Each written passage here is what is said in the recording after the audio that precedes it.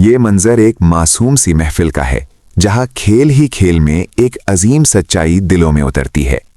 बज़ाहिर ये बच्चों और शेख अम्मा के दरमियान गोलियों बिल्लियों का खेल है, मगर दर हकीकत ये ईमान, मारिफत और रब की कुदरत का सबक है। ड्रामा निहायत सादा मगर असर अंगेज अंदाज में शुरू होता है। बच्चे हैरत से पूछते हैं कि ये खेल किसने सिखाया। जवाब में शेख अम्मा बताते हैं कि उन्होंने सिर्फ खेल नहीं बल्कि जिंदगी की हिकमतें भी अपने शेख से सीखी हैं। यहाँ से कहानी महज खेल नहीं रहती बल्कि रूहानियत की तरफ मुड़ जाती है।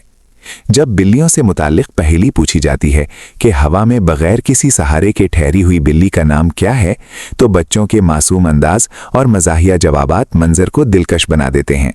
मगर असल नुक्ता उस वक्त सामने आता है जब बताया जाता है कि वो बिल्ली दरअसल दुनिया है जो खला में मौलिक है।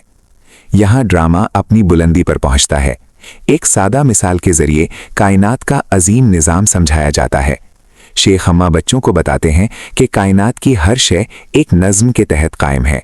हर जिस्म एक गैर मरई क़ुव्वत से दूसरे को खींचता है और इस सारे निज़ाम का खालिक और निगहबान अल्लाह ताला है। ये मुकालमा महज साइंसी हकीकत नहीं बल्कि ईमान की ताज़गी है। जब बच्चे ये तस्लीम करते हैं कि हम एक बिल्ली भी फ़िज़ा में नहीं रोक सकते मगर अल्लाह बेशुमार सितारों को गर्दिश में रखता है, तो इंसान अपनी बेबसी और रब की कुदरत को महसूस करता है। ड्रामा का हुस्न ये है कि ये वाज नहीं करता बल्कि खेल के अंदाज में सबक देता है। बच्चों की मासूमियत और शेख की शफकत मिलकर एक रूहानी फ़िज़ा पैदा करती है।